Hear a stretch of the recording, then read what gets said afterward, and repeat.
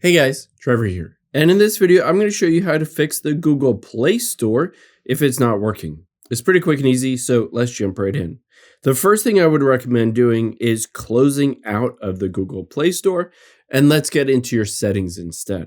So swipe up and let's navigate to your settings and tap on it. And now let's scroll down until we find apps on this list. There it is, just tap on apps.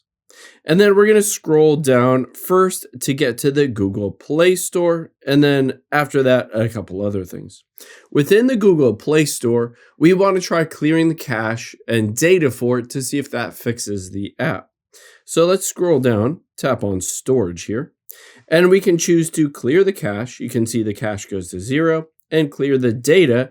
And you can see that goes to 0, but the app data is still on there. That app is still basically on your phone, and we need to do a couple other things to make sure it's fully updated and there's no other issues. So let's go back out of here and back again, and we're going to go up to the Google Play Services. Keep in mind the Google Play Services helps as sort of a background helper for the Google Play Store. So we want to scroll down, and we want to tap on storage here. And we're going to do the same thing. We're going to clear the cache, and then we're going to clear the data, and then hit scroll down and hit clear all data.